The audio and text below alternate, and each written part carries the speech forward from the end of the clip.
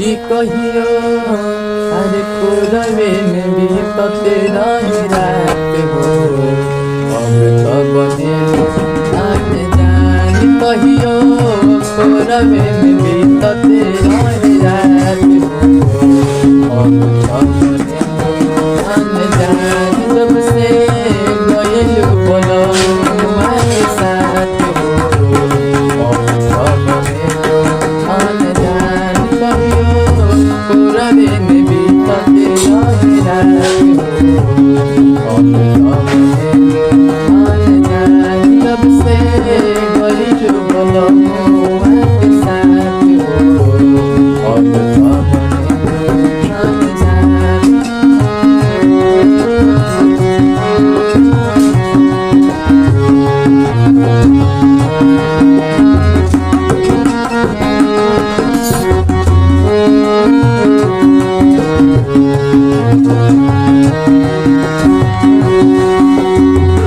दिलवा को हाथ धोके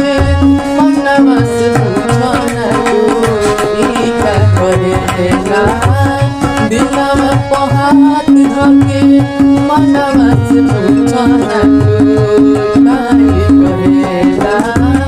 अपने बनावल घरे मनवा से पूछो ना तू काहे करेला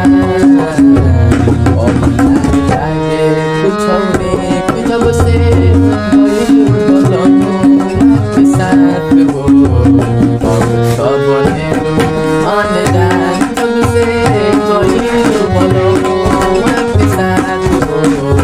अब तो बने अनजान कहियो कोरवे में बीतते रहे रात हो अब तो बने अनजान जब से गइल बोलो के साथ हो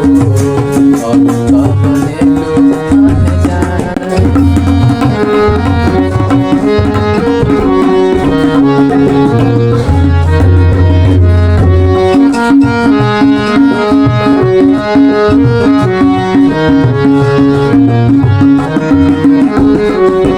पंकज के प्यार पाके भूल गइल नाम तू तक कैल बड़का घात हो पंकज के प्यार पाके भूल गइल नाम तू तक कैल बड़का घात हो दोसरा के हाथ में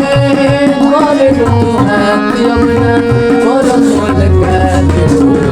दिलाई तो पहले बर्बाद जब से गइल बोलो के साथ हो